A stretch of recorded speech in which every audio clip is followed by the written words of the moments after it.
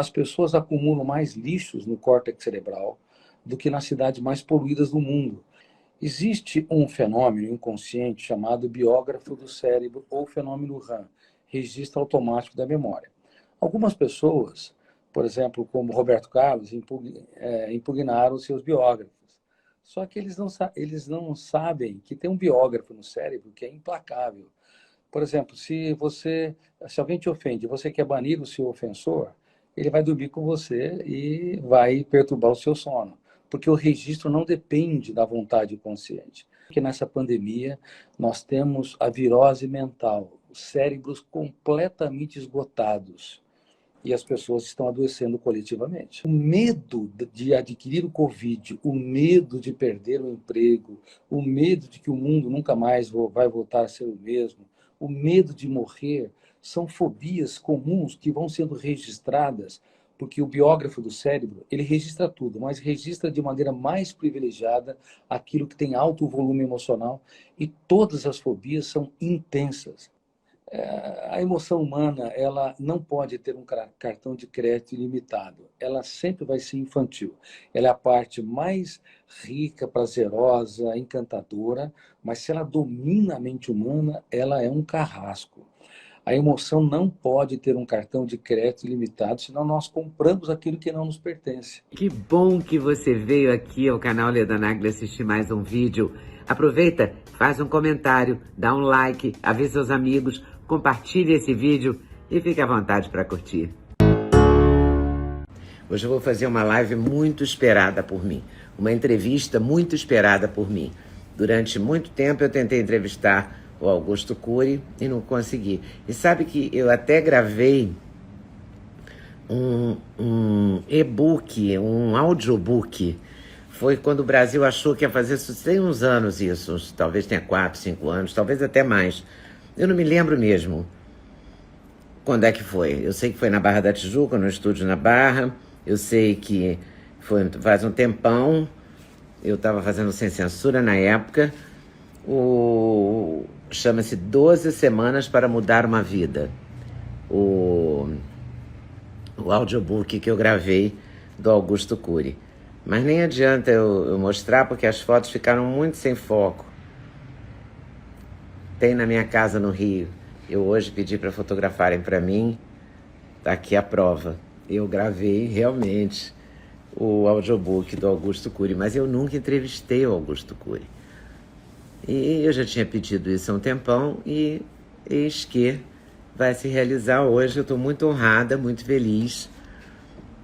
E ele é um super mega escritor. Eu acho que a gente está num momento muito interessante da vida da gente, porque a gente passou por uma provação muito forte, não é? A gente passou por uma provação muito forte. Estamos passando, né, digamos assim, não é que a gente passou. A gente está numa provação forte, que é a provação do coronavírus, ficar em casa, o conviver com a gente mesmo. Quem tem vida interior, fica melhor, né? A ele, Augusto Cury, olha que prazer enorme. Estava aqui delirando, dizendo que eu sempre tive vontade de entrevistar você e fiquei um tempão com esse sonho. E até uma vez gravei um audiobook. Bom, você tem uma voz lindíssima. 12 Semanas para Mudar uma Vida. Eu hoje pedi para fotografarem, que eu estou morando agora em São Paulo e ele está no Rio. Eu moro entre o Rio e São Paulo, só que com a pandemia eu estou aqui. E ele está lá. Aí eu pedi hoje para fotografarem aqui, porque eu queria te falar isso. E é um prazer enorme, realmente, conversar com você. Vou chamar de você, tá? Pode?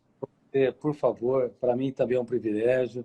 Você tem uma voz lindíssima e é uma jornalista brilhante. Até escrevi isso hoje no meu Instagram. Eu raramente dou entrevistas.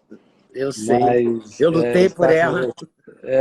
Estar com você, para mim, é um privilégio, porque, de fato, você faz a diferença no teatro do jornalismo brasileiro. Nossa, você faz a diferença na literatura brasileira, na ajuda que você dá, né, na contribuição que você dá para as pessoas, para a vida das pessoas, né? Eu estava aqui dizendo que a gente viveu esse ano de 2000, foi praticamente um tempo de provação, né? Porque a gente teve a liberdade cortada, não é? A vida virada de cabeça para baixo e a solidão de muita gente muito só, não é? Muita gente da minha idade, por exemplo, que não pôde. Eu fiquei meses sem ver meu filho e morando na mesma rua, uma coisa de uma ironia absurda, né? Via às vezes da janela e tal. É tudo muito difícil, né? A gente tem que ter um equilíbrio, uma vida interior realmente forte, ou apoio de escritores como você para passar por essa onda, não é? E a gente ainda vai ter essa onda por um tempo, né? Não acabou essa ansiedade, esse medo. Eu queria falar com você sobre esses sentimentos, Olha, Lida, eu sobre concordo, esses eu concordo, apertos. eu concordo plenamente. O mundo virou de cabeça para baixo, a emoção das pessoas passou por uma tempestade inenarrável.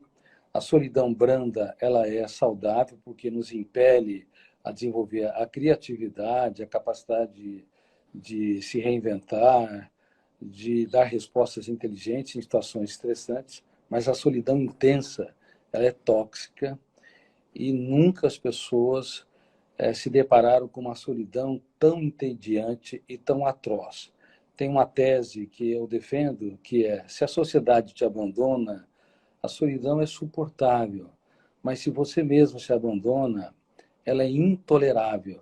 E a solidão tóxica passa por esse autoabandono. Quem não aprende a contemplar o belo, a fazer das pequenas coisas um espetáculo aos olhos, a dar risadas dos seus erros suportáveis, a relembrar fatos históricos e ter um caso de amor com a vida, quem não impugna pensamentos perturbadores, acaba desenvolvendo essa solidão asfixiante. Isso dificulta muito o desenvolvimento da saúde emocional. Por isso que tem havido uma explosão, não sei se você sabe, de transtornos emocionais, inclusive suicídios na atualidade. Pois é, e é uma tristeza isso, né? E qual que Entre as seria crianças... qual seria uma Pode falar. solução ou uma rima, como diria o poeta, uma rima para isso? Veja bem, Leda, eu vou falar de acordo com os bastidores da mente humana. Neste país que não valoriza cientistas, os seus cientistas, eu tive o privilégio, também o estresse, de produzir uma das raras teorias sobre o processo de construção de pensamento que está nos bastidores da mente humana. Também o processo de formação do eu, o programa de gestão da emoção e os papéis conscientes e inconscientes da memória. Existe um fenômeno inconsciente chamado biógrafo do cérebro ou fenômeno RAM, registro automático da memória. Algumas pessoas, por exemplo, como Roberto Carlos, impugnaram seus biógrafos. Só que eles não sabem que tem um biógrafo no cérebro que é implacável. Por exemplo, se alguém te ofende, você quer banir o seu ofensor, ele vai dormir com você e vai perturbar o seu sono, porque o registro não depende da vontade consciente. Se eu quero excluir um fracasso, uma crise, um desafeto, eu faço com que o fenômeno RAM, registro automático da memória, que é inconsciente, arquive de maneira privilegiada o estímulo estressante. Então, as pessoas acumulam mais lixos no córtex cerebral do que nas cidades mais poluídas do mundo, porque não sabem Caramba. que o registro é automático e involuntário. E nós temos 5 segundos para impugnar, discordar, confrontar os pensamentos perturbadores no silêncio da mente. Eu tenho dado algumas palestras e treinamentos para a Associação de Magistrados do país. Eu falo que a mente humana é como um fórum. O eu, que representa a capacidade de escolha e a consciência crítica, tem de ser um advogado de defesa da nossa emoção. Se nós não formos, se não impugnarmos, discordarmos e confrontarmos do lixo, todo o lixo mental. Eu só quero dizer uma coisa aqui: a mente mente. A mente conta mentiras dramáticas e as pessoas dão um crédito emocional atroz. Então, se o eu não entra, duvidando de tudo aquilo que nos controla, criticando as ideias perturbadoras e determinando estrategicamente ser gestor da emoção, o biógrafo ele corre solto, ele vai registrando aquilo que nós não gostaríamos de ter produzido, como sofrimento por antecipação, ruminação de perdas, mágoas e frustrações, ofensas, crises. E aí a mente humana se esgota. É por isso que nessa pandemia nós temos a virose mental, os cérebros completamente esgotados e as pessoas estão adoecendo coletivamente. Oi, pessoal. Passei aqui para dar uma dica. Sabe de quê? Do meu sexteto preferido. Vou te contar qual é. Começa com ômega 3, super fundamental. Magnésio, rei da saúde. Coenzima Q10 faz muito bem para o seu coração. Vitamina K2 com vitamina D3, uma combinação poderosíssima. E a querida cúrcuma, que ajuda nas dores articulares, ajuda a regenerar as suas articulações. Vem junto? O link está na descrição. Tem cupom LEDA5 que te dá desconto. Você não pode perder essa, de jeito nenhum. O medo também foi um fator preponderante? O medo, veja bem, há mais de 100 tipos de fobias que pode abarcar o teatro da mente humana. Eu vou citar algumas delas, só para você ter uma ideia. A glossofobia atinge 75% da população mundial, que é o medo de falar em público.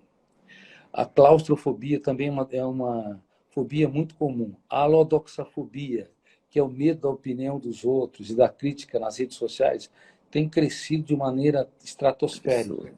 Se valoriza mais uma crítica do que 100 elogios, porque o eu não consegue ser um bom gestor da mente humana, então ele valoriza o estímulo estressante e mitiga, minimiza todas as coisas que poderiam nos dar mais leveza, suavidade e saúde mental.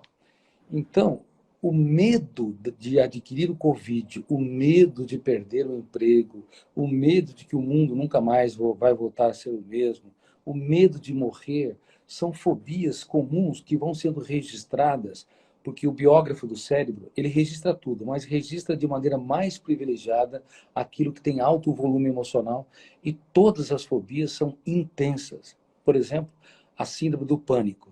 O pânico é uma sensação súbita e iminente que a pessoa vai morrer ou desmaiar. É o teatro da morte. A pessoa está bem de saúde, ela não vai morrer, ninguém morre de um ataque de pânico, mas o volume de ansiedade e de tensão é tão grande que registra como janela killer ou traumática de maneira tão privilegiada que ela fica psicodisponível, mais psicodisponível que milhares ou milhões de outros arquivos e janelas. Então, a pessoa, quando tem uma dor muscular, ou quando tem alguma notícia que alguém infartou, detona o gatilho, que é um fenômeno inconsciente, abre essa janela killer ou traumática, e o terceiro fenômeno, na âncora da memória, fecha o circuito. Por isso, o medo, ele tem sido um grande vilão. A fobia, em destaque, que é o medo doentio, tem sido um grande vilão do ser humano na modernidade. E a gente tem desenvolvido, quer dizer, nesse último ano, 2020, e já no começo desse ano, até agora, nesse momento, talvez um pouco menos, mas o ano passado, o medo do outro, o medo de chegar perto do outro, o medo de receber um pacote, o medo de receber as compras, né? Eu estou falando de mim também. Eu me vi passando o paninho com álcool em sacola de supermercado milhões de vezes, em todas as embalagens de plástico. O medo ele foi crescendo, né? Ele vai não crescendo. E a gente vai ficando, até que depois você entrevista alguém que diz que o vírus também não pega uma amizade com aquele plástico a ponto de contaminar você. Aí você começa a ver que está ficando, né, meio maluca de fazer essas coisas. Entendeu? Mas você faz, né? No calor do medo, né? Você tem atitudes assim muito, muito estranhas, né? Não, você tem toda razão. Temos aquelas pessoas que não são muito responsáveis com a sua saúde, nem com a saúde dos outros, e tem aquelas que são hiperresponsáveis, são hiper preocupadas. O adequado é ser responsável, então, tomar todas as medidas preventivas. Eu sou médico, todas as medidas preventivas, mas também o adequado não é sofrer por antecipação. Sofrer pelo futuro é uma das formas atrozes de infectar o presente, que é o único momento em que é possível ser relaxado, feliz e realizado. Mas, após a pandemia, se Deus quiser, com a vacinação em massa, o Brasil, apesar de todos os erros, atropelos, dificuldades, ele já está em 9º lugar, aí já está ganhando da Itália, da França, da Espanha, em termos de quantidade de pessoas vacinadas. E no mundo, nós vacinamos em janeiro mais pessoas que provavelmente se contaminaram no ano todo de 2020. Bom, com a vacinação em massa após a pandemia, nós vamos perceber que tem muita gente acidentada emocionalmente, está fraturada. Ela, por qualquer espirro de alguém, já acha que é um novo vírus. Se tem uma notícia em outro país, já acha que esse vírus vai chegar até aqui e pode ser atroz. Bom, a emoção humana, ela não pode ter um cartão de crédito ilimitado. Ela sempre vai ser infantil. Ela é a parte mais rica, prazerosa, encantadora, mas se ela domina a mente humana, ela é um carrasco. A emoção não pode ter um cartão de crédito ilimitado, senão nós compramos aquilo que não nos pertence. E aí as pessoas acabam desenvolvendo até sintomas do Covid sem ter o Covid, entendeu? A mente se Várias move. pessoas me relataram isso, que se tiveram um Covid emocional, digamos assim. Né? Sentiam O coisas que Covid no dia seguinte emocional. não tinha nada, não era Não via verdade. nada, Faziam exatamente. exame. Mas eu costumo dizer, mas é melhor ser um pouco hipocondríaco nessa pandemia do que achar que está tudo bem, está tudo certo, e não tomar todos os protocolos O ser necessários, entendeu? poliana é pior, né? Como é que é? Ser poliana é pior, né? Melhor É ficar, verdade, prestar uma certa atenção, né? tem Mas, toda a mas razão. houve um massacre também pelos meios de comunicação, né? Até hoje, toda vez que você liga a TV, tem alguém dizendo o número de mortos, o número de infectados. Isso tudo vai pesando também, né? Vai pesando, Lida. E tem um fenômeno inconsciente aí que percorre a mídia mundial. A mídia tem que ser livre, ela tem que ser Com certeza. completamente livre, mas ela tem que ser inteligente. Porque se ela só valoriza os aspectos negativos, o biógrafo do cérebro, que não é estudado pela mídia, esse fenômeno inconsciente vai registrando uma série de mazelas, de perdas, de crises, e isso tudo torna o ser humano mais fragilizado. Então, as notícias, elas não são ingênuas. Talvez ela não tenha o poder de, por exemplo, uma ofensa, um fracasso, mas as pequenas notícias, ou pelo menos sentidas como pequena, porque não está ligada diretamente a você, embora cada ser humano é único e inenarrável, a perda de uma vida não tem. Bom, eu considero o ser humano uma pérola viva no teatro da existência. Mesmo meus pacientes que tinham esquizofrenia ou portadores de depressão bipolar, eu os honrava como um ser humano único e também aprendia com eles, porque há uma complexidade enorme até na construção de uma doença emocional, uma doença mental, como uma psicose. Bom, o que eu quero dizer é o seguinte, que as notícias em excessos, elas fragilizam o psiquismo humano e deveria haver um equilíbrio. Vai se noticiar? Sim, vamos noticiar de maneira honesta e franca o número de pessoas contaminadas e o número de pessoas que infelizmente faleceram. Mas também vamos noticiar o número de pessoas que conseguiram ter sintomas leves e superaram, e o número de pessoas que não tiveram sintoma nenhum, que provavelmente deve ser 6 a 10 vezes maior do que o número que já foi detectado pelos testes, entendeu? Muita gente passou pelo Covid e passou completamente assintomático. Então, Leda, se houvesse esse equilíbrio, a imprensa poderia contribuir mais com a saúde emocional. Mas eu vou te falar uma coisa que a imprensa peca também. Ela não fala de suicídios. Não se noticia É, suicídios, mas nem porque a gente não pode nem no YouTube não pode. mencionar isso, porque eles cortam, não Então, deixam. e você vê que E é uma a coisa cada que está acontecendo, né? Que está acontece acontecendo, na vida e nós real. precisamos falar disso.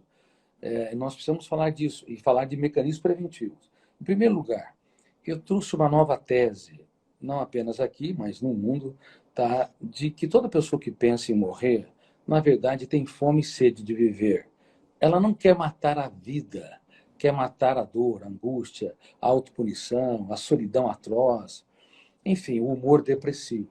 Então, na verdade, quando uma pessoa pensa no suicídio, ela, sem o saber, está querendo respirar a vida. Ela está querendo se reinventar. Mas como não se fala sobre isso, como não se comenta que, no fundo, o que as pessoas querem é superar o seu caos e não se perder no seu caos, esse silêncio acaba fazendo com que pessoas, num foco de tensão, tenham uma atitude impensada. A cada 40 segundos, uma pessoa morre pelas próprias mãos, a cada 4 segundos, uma pessoa tem uma tentativa de suicídio e provavelmente a cada Tudo isso? na humanidade, e provavelmente a cada 1 segundo na humanidade deve pensar em suicídio. Bom, o número é muito grande. E nós aumentamos no passado, no ano retrasado, antes da pandemia, já tínhamos aumentado em mais de 100% o índice de suicídio entre crianças e adolescentes, principalmente de 10 a 14 anos. E isso é muito triste, porque a intoxicação digital, ou seja, o excesso de tempo que se gasta nas redes sociais. Espera aí que fugiu a voz. Só um instantinho. Fugiu a voz, eu não estou te ouvindo. Eu não estou te ouvindo. Não estou te ouvindo.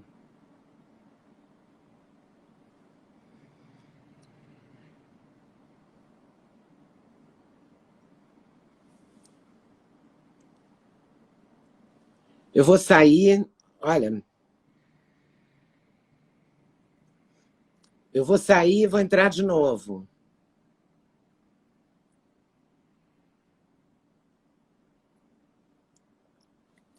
Eu vou sair e vou entrar de novo. Espera aí, fica aí. Eu vou sair e vou entrar de novo, ok? Vamos ver.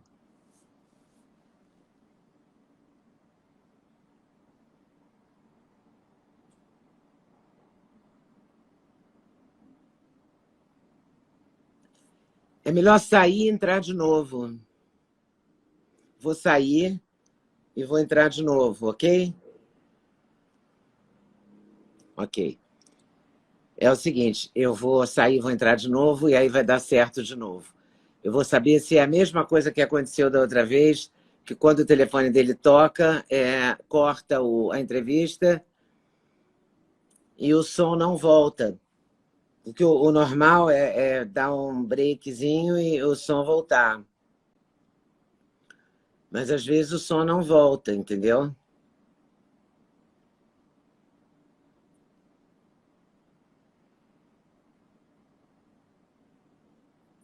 Conectando. Conectou.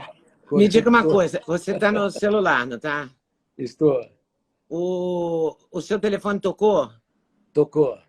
Então, porque outro dia eu estava entrevistando um médico e aconteceu exatamente a mesma coisa. Quando o telefone dele tocava, quando ele sumia o som dele e ele não conseguia voltar, a gente tinha que sair e voltar de novo, entendeu? Ah, entendi. Então pode ser isso. Se acontecer de novo, a gente repete isso e pronto. Exatamente. Tá bom? Ótimo. Mas então eu vou recapitular, e não sei se você... a gente você estava falando que você falou que a cada 1 segundo, a cada 40 tempo... segundos uma pessoa morre pelas próprias mãos, cada 4 segundos uma pessoa tem atitude, 1 em cada 10 consegue, e provavelmente a cada 1 segundo alguém pensa em suicídio. E toda pessoa que pensa em morrer tem fome e sede de viver, ela não quer matar a vida, e aumentamos antes da pandemia em mais de 100% o índice de suicídio entre pré-adolescentes de 10 a 14 anos. E isso já me consumia demais para disponibilizar ferramentas para que as pessoas pudessem aprender a proteger a sua emoção. E eu desenvolvi um programa 100% gratuito chamado Você Insubstituível. Toda pessoa que te segue, me segue, pode acessar www.vocêinsubstituível.com.br. É um programa completo de prevenção de transtornos emocionais e de suicídio. Adotado pela Associação de Magistrados do Brasil, adotado pela cúpula da Polícia Federal para todos os membros da corporação, pelo STJ e por várias instituições, inclusive por vários hospitais que, nesse momento, vários médicos e enfermeiras estão passando por um estresse muito grande. Bom, e como é que, quando nós comentamos sobre isso na imprensa de maneira inteligente, nós não desencadeamos o suicídio. Agora, falar por falar, noticiar por noticiar, até pode provocar em pessoas que estão muito debilitadas emocionalmente uma atitude. Mas quando você fala que o eu, ele deve não se curvar à dor, Ele não pode se curvar à dor. Me ofenderam, me rejeitaram, fracassei, passei por uma crise no relacionamento, me divorciei. Não importa a situação. A minha paz vale ouro. A imprensa tem que noticiar essa ferramenta. Minha paz vale ouro. O resto tem pouco significado. Se todos os dias eu introjeto na minha mente que a minha paz vale ouro e que o resto tem pouca relevância, então a minha emoção deixa de ter um cartão de crédito ilimitado, ela deixa de comprar aquilo que não lhe pertence e o eu começa a gerenciá-la. Reitero, a emoção nunca vai passar de um bebê, de 1 ano de idade. Quem tem que amadurecer é o eu, a capacidade de escolha, a autodeterminação, a consciência crítica. Mas as pessoas do mundo todo querem amadurecer a emoção, sem saber que a emoção é um consumidor emocional irresponsável. Ela compra, por exemplo, eu não tenho capacidade de encantar as pessoas. Ela compra, eu vou me adoecer pelo Covid, e as pessoas começam, como eu disse, simular sintomas sem perceber, sem, de fato, estarem contaminadas. Elas sofrem pelo futuro e dão crédito atroz àquilo que elas desenham na sua mente. Então, quando é uma espécie de boicote? Ela boicota a psique. A emoção, quando está no comando, ela boicota a saúde mental. Quem deve estar no comando, reitero, é o eu. Só que o eu, Leda, ele não é trabalhado, treinado, equipado em todo o mundo, inclusive em Harvard, em Cambridge, Oxford, MIT, nas universidades todas, inclusive no ensino básico. E este eu deveria ser treinado a gerir a nossa mente. Lembre-se que eu disse, nos primeiros 5 segundos de tensão, devemos impugnar um pensamento perturbador, senão ele é registrado e não pode ser mais deletado. Devemos impugnar e discordar de fobias, senão elas são registradas e retroalimentam os cárceres emocionais, entendeu? A gente deve afastar, então, esse tipo de pensamento imediatamente. E afastar com técnica. Não adianta. As técnicas que a humanidade sempre utilizaram não funcionam. Você ter sentimento de vingança contra um desafeto, não funciona. Isso faz com que o hospedeiro registre de maneira mais privilegiada o desafeto. Por isso que a maior vingança contra o inimigo não é odiá-lo, é perdoá-lo e compreender que por detrás de uma pessoa que fere há uma pessoa ferida. Outra ferramenta que não funciona, negar o problema. Quem nega o problema, quem não assume as suas mazelas, leva para o seu túmulo os seus conflitos. Quem nega a sua impulsividade, sua ansiedade, o seu sentimento de culpa e não trabalha, isso faz com que essas pessoas protejam as suas mazelas durante toda a vida. Por isso que muitas pessoas se encarceram. Outra coisa é distrair. Vou tentar, espairecer a cabeça, distrair nos momentos em que eu estou tenso, sem entrar na mente e impugnar e discordar. Por isso que nós usamos a técnica chamada DCD, que você, inclusive, quando você narrou o meu livro, Há 12 Semanas para Mudar uma Vida, você abordou. Duvidar de É a tudo. teoria da inteligência multifocal? É um dos aspectos, uma das ferramentas dela. A arte da dúvida, Leda, é o princípio da sabedoria na filosofia. Ninguém brilhou na sua mente se não duvidou dos seus fantasmas mentais. Desde o sentimento de culpa até seu sentimento de incapacidade, sua baixa autoestima, e o sentimento que não é um ser humano belo ou bela. Bom, a crítica é o princípio da sabedoria na psicologia. Lembre-se, a dúvida na filosofia, a crítica na sabedoria, na psicologia e a determinação estratégica na área de recursos humanos. Então, assim como nós fazemos a higiene corpórea, tem pessoas que tomam 1 banho por dia, tem pessoas que tomam 2 banhos por dia, há pessoas que tomam 3. Se tomar acima de 3 ou 4, tem obsessão. Eu já tive pacientes que tomavam 40 banhos por dia, entendeu? Meu Deus! Então, tomava o banho, saía do banho, quando ia se enxugar, um fenômeno inconsciente chamado gatilho da memória disparava em milésimos de segundo, abria uma janela traumática ou killer, que a toalha estava contaminada com bactérias e vírus ou ar. Então, o segundo fenômeno, janela killer. Primeiro, gatilho. Terceiro, a âncora da memória fechou o circuito. Então, ela tinha que voltar ao ritual do banho. Porque quando fecha o circuito da memória, nós nos tornamos predadores de nós mesmos. E aí as pessoas retornam a desenvolver ideias fixas, repetitivas, ou no caso o ritual do banho, apertar o seio para ver se tem câncer, coisas desse tipo. Elas repetem o comportamento que chama transtorno obsessivo. A compulsão é o comportamento, a obsessão é o pensamento repetitivo, portanto, a compulsão é a expressividade obsessiva para tentar aliviar o estado de estresse do transtorno do toque, do transtorno obsessivo compulsivo. Mas quando nós desenvolvemos essa técnica, duvidar, criticar e determinar, todos os dias nós vamos tomando um banho emocional, fazendo a higiene mental, coisa que no mundo todo não se pratica, entendeu? Claro que as escolas que desenvolveram o programa Escola da Inteligência, que eu tive o privilégio de aplicar, inclusive há mais de 1.000 escolas que aplicam, essas escolas, as crianças estão aprendendo a desenvolver essas técnicas para proteger a sua emoção. E muitas crianças de 9, 10 anos dizem para os seus pais, quando estão irritados: papai, você perdeu o autocontrole, você precisa duvidar de tudo aquilo que te controla. Mamãe, você não está gerenciando seu estresse, entendeu?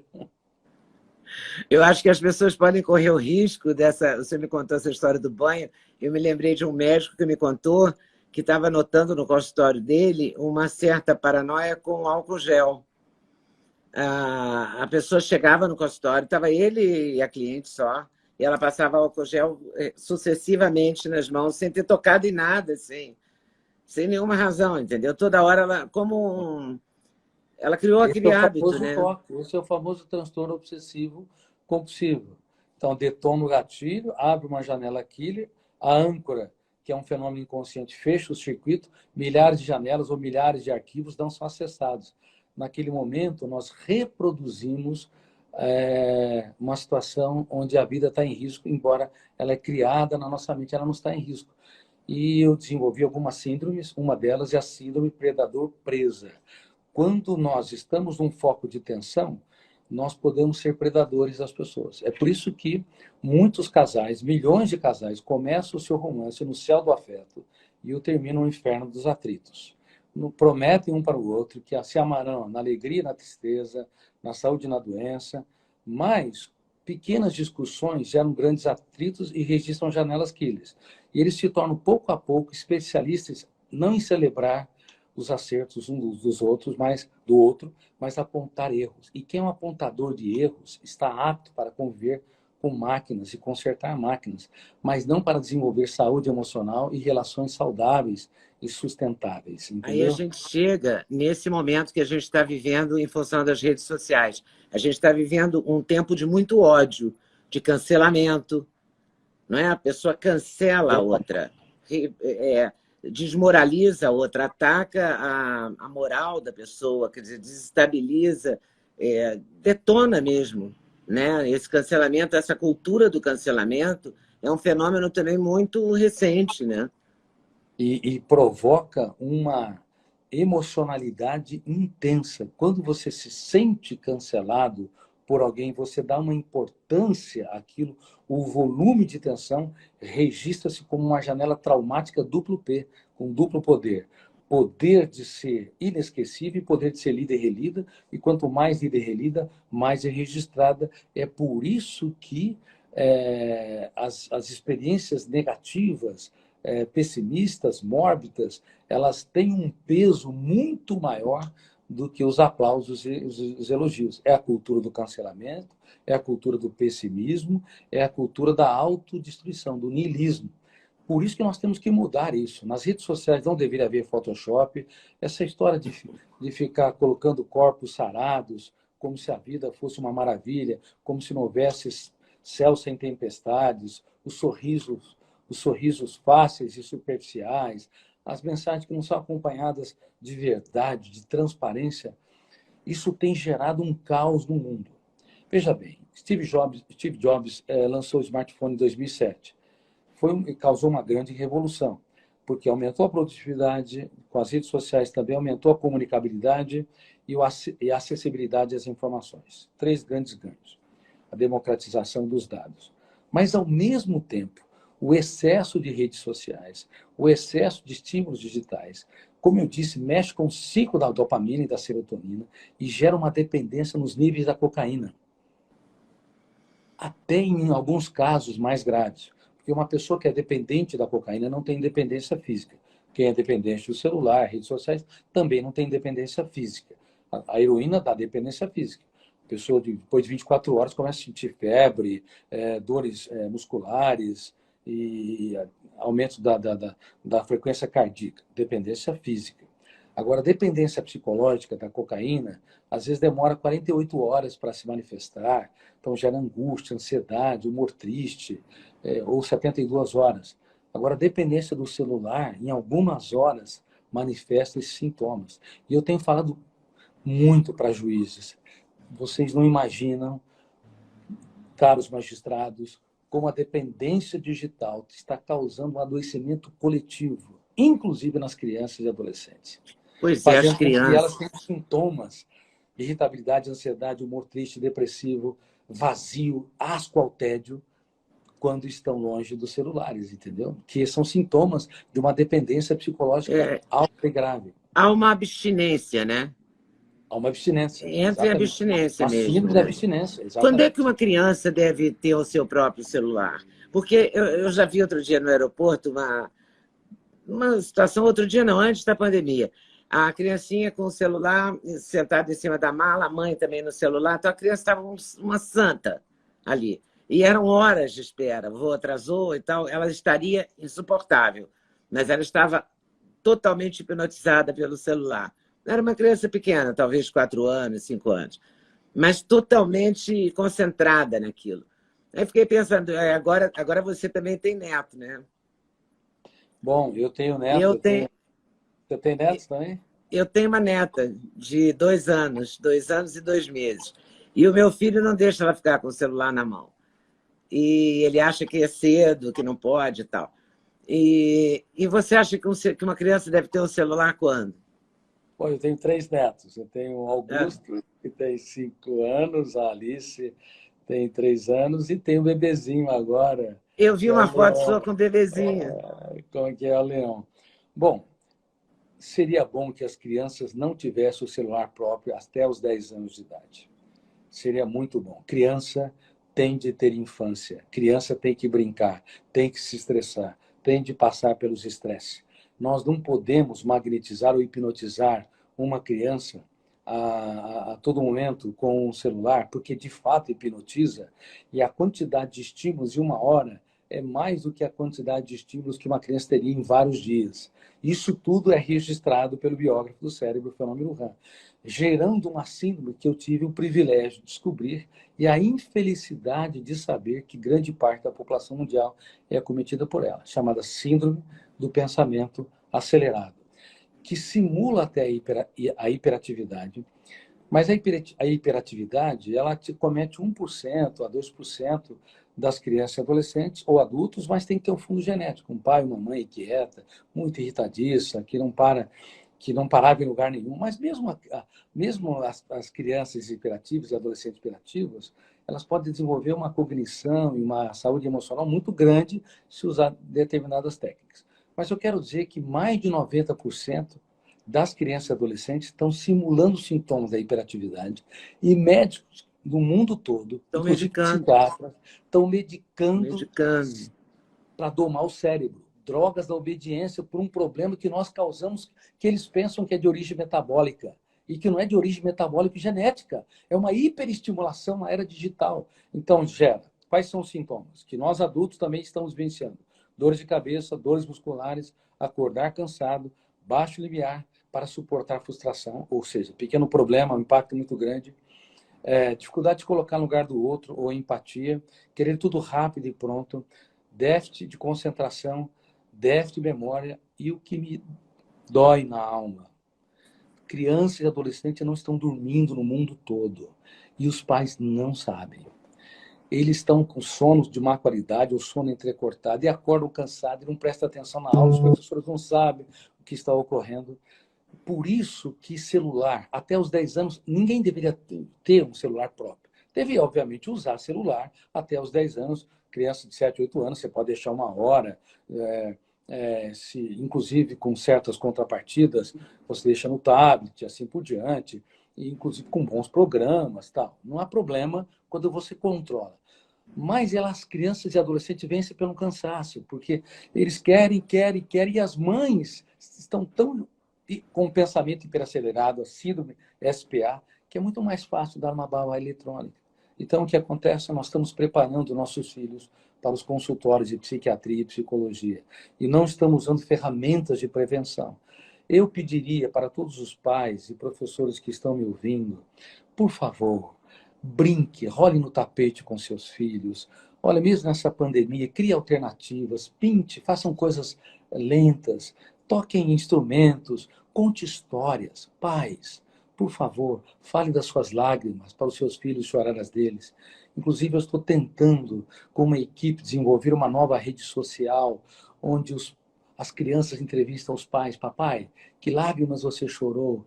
Que perdas você já teve? E quais são as lições que você Nossa. aprendeu, desafios? Porque não dá mais para ir contra as redes sociais. Eu sinto que, no certo sentido, perdemos a batalha. Então, nós precisamos criar uma alternativa para que as crianças possam ver russos entrevistando seus pais, dinamarqueses entrevistando seus pais, pais entrevistando seus filhos, Para também torná-la produtiva no bom sentido, né? no bom sentido, No o sentido da desafio. formação da pessoa. Exatamente, Olha que meu orgulho e minha interessante isso, força. Nós muito temos bom. um grupo de engenheiros, de profissionais. Como nós vamos fazer para resgatar as crianças e adolescentes de todos os povos e culturas? É uma batalha muito dramática, mas eu vou ser a primeira pessoa agora, todos aqueles que estão assistindo, que sabem, que estão sabendo deste sonho. Mas é bem Augusto Cury isso, né? Nunca desista dos seus sonhos. Não é isso? É verdade. Não é verdade? É bem você É isso. verdade, é verdade. Não desista dos seus sonhos. Esse é o seu livro. Qual é o seu livro mais famoso? Eu costumo, quando eu entrevisto um cantor ou um compositor, eu pergunto assim: qual é a sua Conceição? Brincando com o Calbi, que a Conceição do Calbi era o grande sucesso Claro, dele, né? No seu caso, que você já foi eleito até pela. Sua obra tem mais de 70 países, não é isso? Isso, Com 25 milhões de livros vendidos, é o que diz o Google a seu respeito. A Folha já disse que você é o autor brasileiro mais lido, exatamente. não é? Alguns dizem que eu sou o autor mais lido da década, o psiquiatra. Alguns dizem que eu sou editores, que eu sou o psiquiatra mais lido no mundo na atualidade. Olha Mas só. eu falo que eu sou um carregador de pedras. Eu sou apenas um caminhante que anda no traçado do tempo, tentando compreender quem sou e procurando dar o melhor de mim para os outros. Sou um eterno aprendiz. O culto à celebridade é um dos sintomas de uma sociedade doente. E por isso que raramente eu dou entrevistas, eu procuro ter uma vida mais intimista, porque a vida é breve como gotas de orvalho. Mas qual que é o meu livro? Qual o seu livro mais vendido, seu maior sucesso? Você sabe que eu escrevi mais de 60 livros, né? Então, são tantos filhos que cada um eu amo de maneira peculiar. Uns deram mais trabalho, outros foram mais relaxantes, alguns me abraçaram mais, outros escaparam das minhas mãos. Eu não consigo te dizer qual livro ele mais me impactou. Você é um homem de 60 anos, né? 60 e poucos, né? 60 e poucos anos. Eu tenho 62 anos. Pois Eu quero pensa te dizer, bem. Leda, eu quero te dizer o seguinte, mas tem alguns livros que me tocaram tanto e que eu estou feliz que vão se tornar filmes. Por exemplo, O Vendedor de Sonhos me tornou best-seller, o meu amigo Jaimon Jardim o filmou, e ele fez um sucesso incrível na Netflix, agora saiu na América Latina, vai sair nos Estados Unidos e em muitos países da Europa e da Ásia. O Futuro da Humanidade conta a minha história, a história de Marco Polo, né, que, por exemplo, estava na sala de anatomia, vendo os corpos nus no primeiro dia de aula de faculdade de medicina, o professor dando técnica de dissecação, e o aluno levanta as mãos, o professor não quer respondê-la, porque a didática dele é só respostas no final da aula, o aluno insiste, tá bom, aluno, olha, eu vou abrir uma exceção, mas a minha didática não é essa. Pois não. Aí ele diz, professor, qual o nome das pessoas que nós vamos dissecar? Mas essas pessoas não têm nomes, são mendigos, são psicóticos, sem famílias, achados por aí. Aí o aluno pergunta, mas professor, como é que eu posso dissecar veias, artérias e nervos, sem conhecer as lágrimas que eles choraram, os sonhos e pesadelos que tiveram minimamente. E o professor zomba dele, e os alunos também caem no deboche, depois do estresse de entrar no primeiro dia de sala de aula, e estimula ele a procurar a história daqueles anônimos. Ele vai procurar e encontra, depois de idas e vindas, histórias incríveis. E leva o mendigo para dentro da sala de anatomia, que conhecia a história deles, e ele passeia pelos corpos e fala em lágrimas: Maria, você aqui, quantas vezes você deu o pouco que tinha para aqueles que nada tinham? General, você aqui, você zombava da morte, achava que era tão grande, mas a morte, ela abate grandes e pequenos. Somos apenas caminhantes no traçado do tempo. E começa a descrever. E aquele professor, ele tem um impacto, e os alunos começam a perceber que não há pessoas de seu menor valor, mesmo que sejam anônimos. Cada ser humano é único e inenarrável. E o livro O Futuro da Humanidade, que conta essa história, já foi contratado pela Netflix e vai ser filmada agora, logo após a pandemia, e também o Armadilhas da Mente. A Disney está interessada em várias obras, a Sony, e assim por diante. Bom, E enfim, os filhos. Seus filhos são filhos e filhos da vida, né? Do mundo. Parabéns. Serão filhos do mundo, né? Sim, filhos do mundo. Já são, né? Porque já estão em mais de 70 países. 25 milhões de livros vendidos, é muita coisa, né? Você imaginava isso? Você é de Colina, né? Colina é uma cidade do interior de São Paulo? Minha querida Colina, uma cidade pequena, mas tão altruísta. É uma cidade perto de Ribeirão Preto, entre Ribeirão Preto e São José do Preto. Eu cresci numa cidade que não tinha livraria, nunca fui estimulado a escrever livros, mas eu era a segunda nota da classe no colegial, de baixo para cima. Ninguém apostava que eu poderia chegar a lugar nenhum. Imagina, segunda nota da classe, de baixo para cima. Meus colegas diziam que eu só tinha um caderno e não tinha nada escrito, e é verdade isso. E era distraído, desconcentrado, e quando os colegas reuniram para falar sobre o futuro, um queria ser agrônomo, outro veterinário e tal, eu falei que queria ser um médico, um cientista, silêncio geral. Depois vieram os deboches. Aí eu aprendi a primeira ferramenta de gestão da emoção. As principais decisões de um ser humano são solitárias. Não espere que as pessoas te aplaudam ou te promovam. E eu decidi estudar, estudei cerca de 14 horas, 12 a 14 horas por dia, passei na faculdade de medicina, mas do segundo para o terceiro ano, eu vivenciei uma crise emocional intensa, uma dor depressiva muito grande, e eu percebi que as lágrimas que nós não choramos, elas são mais dramáticas do que aquelas que se encenam no teatro do rosto. E aí a dor, aí mais outra ferramenta de gestão da emoção, eu comecei a aprender.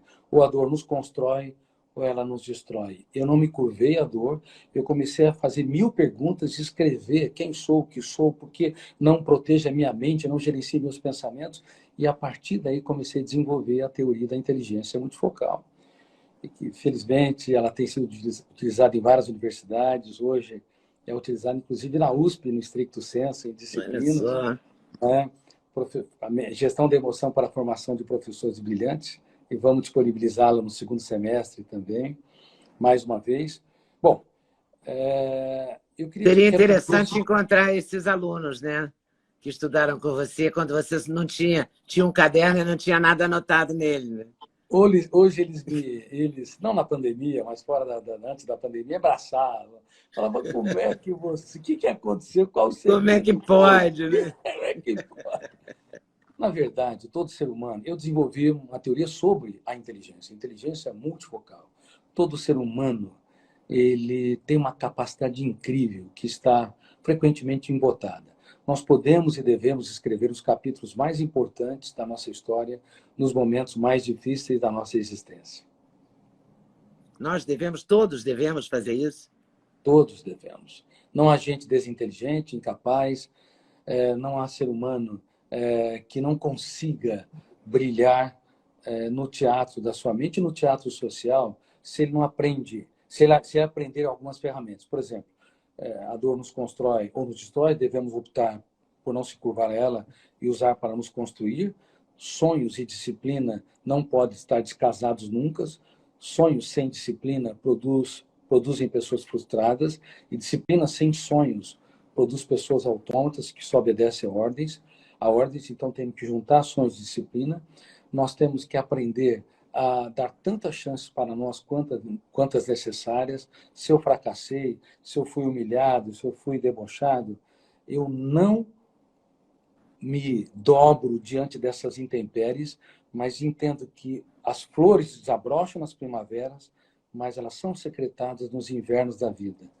Lá nos invernos, na escassez hídrica, nos frios e ventos uivantes, é que as flores são secretadas e produzem e se desabrocham nas primaveras. Também no psiquismo humano, entendeu? A gente deve também se perdoar. Uma pessoa que não se perdoa é um carrasco de si mesmo. Mas sabe uma das coisas que mais nos preocupamos hoje? Que o pior inimigo do ser humano é ele mesmo. O pior algoz dele é ele mesmo. Por quê? Porque ele exige muito de si. Ele cobra demais de si.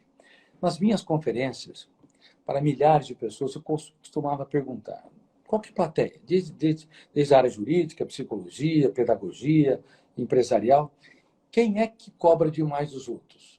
1/3 das pessoas levantavam as mãos. Eram cobradores excessivos. Quem é que cobra excessivamente de si? Mais de 80% a 90% das pessoas cobram demais de si. E quando você cobra demais de si continuamente, você registra janelas traumáticas ou killer e aumenta os níveis de exigência para ser feliz, relaxado e realizado. Você aumenta o nível de estresse e a hipersensibilidade. Portanto, pequenos problemas têm um impacto muito grande. Quando você erra uma palavra ou quando você não corresponde às expectativas, as pessoas elas se punem de maneira excessiva. Devemos dar risadas dos nossos erros suportáveis. Devemos dar risada da nossa estupidez e dos erros dos outros que são suportáveis. A vida tem que ser leve, senão não há saúde emocional. É uma falácia. Senão, tudo fica em informação de autoajuda, esparsas, superficiais, que não geram um eu líder de si mesmo. Rir de si mesmo faz parte da vida, né? Rir de si mesmo faz parte da vida. Tem pessoas que me dizem, Cury, doutor Cury, eu casei com um homem muito ansioso, muito difícil. Eu olho para ela e digo: olha, se você escolher uma pessoa muito ansiosa e difícil, você não deve ser tão fácil. Porque não apenas os opostos se atraem, mas também os semelhantes se atraem. Se atrai. Em segundo lugar, se você se tornar uma pessoa criticista, que aponta falhas, aponta erros, você vai ganhar a discussão, mas não vai ganhar o coração. Então, você vai ter razão, mas não vai ser feliz, né? Não vai ser feliz. Então, a melhor maneira de você ajudar uma pessoa que é difícil e ansiosa é você, em primeiro lugar, elogiar. Olha, eu aposto em você, você é uma pessoa incrível, inteligente. Agora, pense no seu comportamento. Inclusive para os filhos. Os pais que não celebram os acertos, não celebram a vida do filho, a inteligência dele, para depois corrigir erros, formam janelas killers. E mais de 80% das correções dos pais não melhoram os filhos, frequentemente os piores. Dos professores para com os alunos do mundo todo também. Então, reitero, assim como o mestre dos mestres, por exemplo, quando estava diante de Judas Iscariotes, ele acabou de traí-lo, ele olhou para Judas e, para espanto da psiquiatria e psicologia, ele disse: amigo, por que você está aqui? E eu me perguntava: e que homem era este que era capaz de elogiar o seu traidor no ato da traição? Nunca alguém tão grande se fez tão pequeno para tornar os pequenos grandes. Aí eu mudei minha posição de ateísmo e passei a perceber que, independente de uma religião, há um autor da existência. E quase Judas Iscariotes transforma o seu caos numa oportunidade para crescer. O mestre dos mestres, ao chamá-lo de amigo, ele elogiou a pessoa que erra mais do que seu erro. Ele jogou as moedas de prata, e eu falo isso em 12 semanas, ele jogou as moedas de prata e quase se torna uma mente brilhante por transformar perdas em ganhos, crises em crescimento.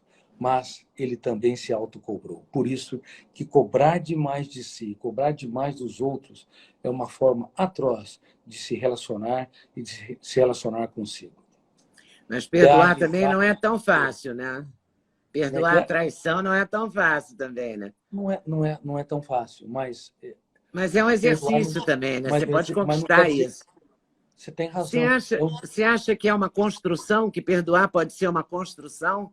Você pode Perdoar construir o perdão? tem de ser construído. Parabéns.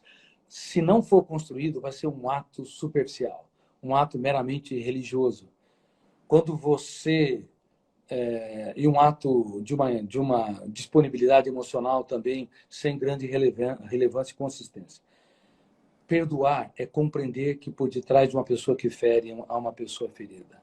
Perdoar é ter um caso de amor com a sua própria vida. É você namorar a sua existência para não financiar a sua felicidade em função do outro. Você pode não conviver com a pessoa que te traiu, mas se você aprende a entender que a sua paz vale ouro e que o outro que te traiu também é uma pessoa infeliz, você vai dar Uhum. descontos. Então você vai se tornar um hospedeiro que não vai hospedar janelas traumáticas, vai ter uma mente mais livre. E, consequentemente, vai ser mais feliz, né? Muito mais leve, saudável emocionalmente. Você é de uma família árabe. A sua mulher também é árabe? Eu sou de uma família árabe. Bom, eu tenho quatro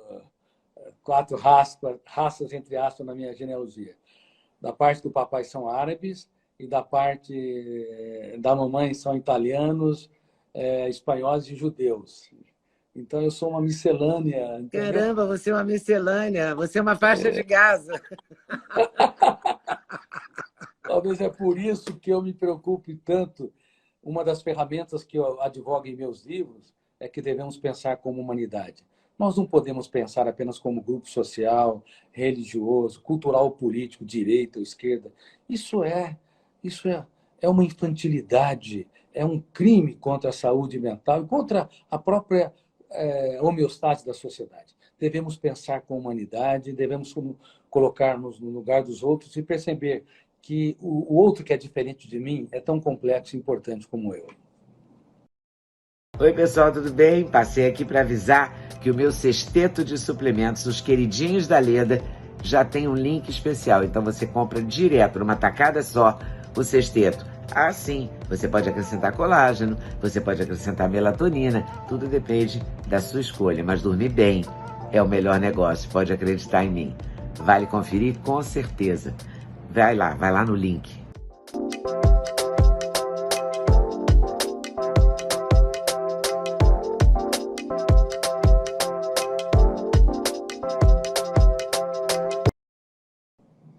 É difícil, né? A convivência humana é muito rica, mas ao mesmo tempo é trabalhosa também, né? Bom, eu costumo dizer que se você conviver com milhares de animais, talvez não terá nenhuma frustração.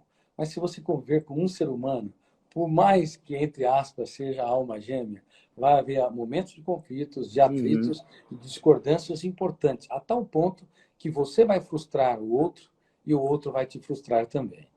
Então, conviver pode ser muito difícil se você cobra demais, se você critica demais, se você se torna repetitivo quando vai tentar melhorar o outro. Quem corrige 2 vezes a mesma coisa é um pouco chato, 3 vezes é muito chato e 4 vezes ou mais é insuportável. Há milhões de pais no mundo todo que são insuportáveis, professores maravilhosos, mas que são insuportáveis na relação, casais que se digladiam como no Coliseu. Eles não brincam, não sabem estimular os sonhos, não sabem aplaudir. Quem é minha celebridade? A minha celebridade é meu parceiro, minha parceira, é meu filho, minha filha. A minha celebridade são os meus pais, são as pessoas que estão ao nosso redor. Devemos pedir autógrafos para ir, devemos fazer festas fora de datas especiais. Aí fica mais gostosa.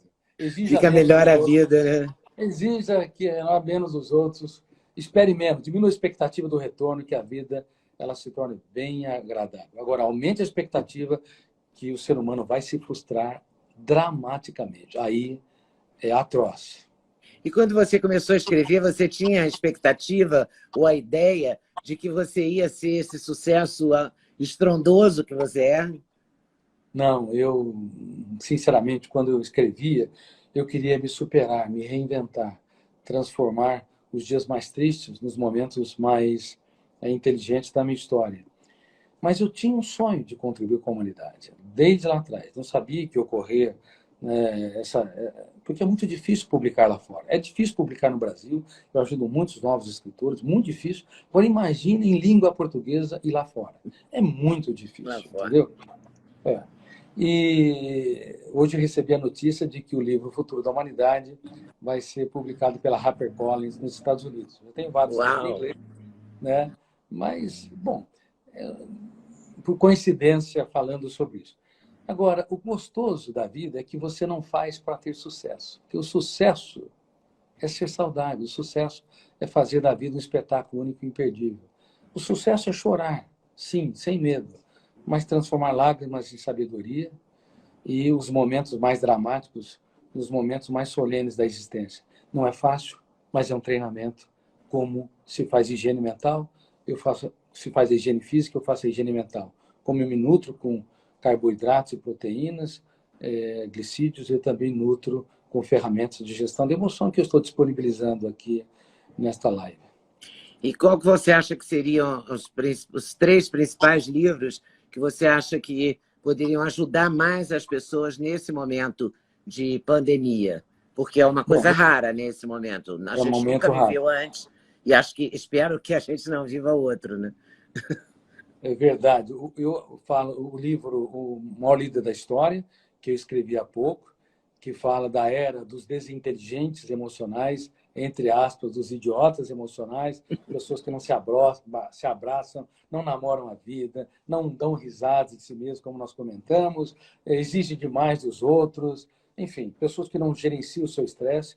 O Vendedor de Sonhos é um livro que contribuiu com muitas pessoas, o futuro da humanidade.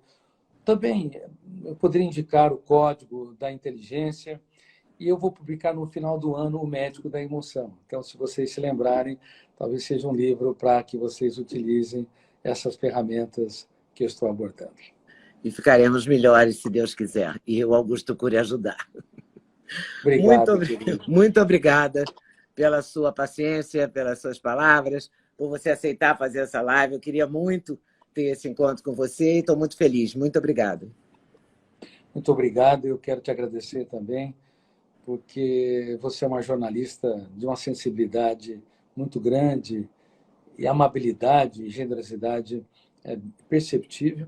Eu gostaria que todos aqueles que nos assistissem não deixassem de sonhar, e sonhos não são desejos, sonhos são projetos de vida, que você seja um grande sonhador, e se sonhar, não tenha medo de falhar, e se falhar, não tenha medo de chorar, e se chorar, repense sua vida, mas dê sempre uma nova chance para si e para as pessoas que vocês amam. Um beijo no coração. Muito obrigada. Um beijo.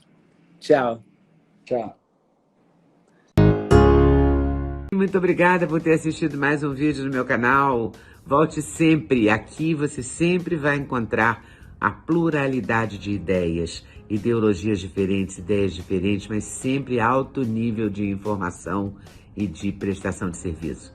Eu espero você sempre aqui. Faça seu comentário, se inscreva no canal, dê seu like se você gostou e não deixe de voltar. Estou te esperando, com certeza, se Deus quiser.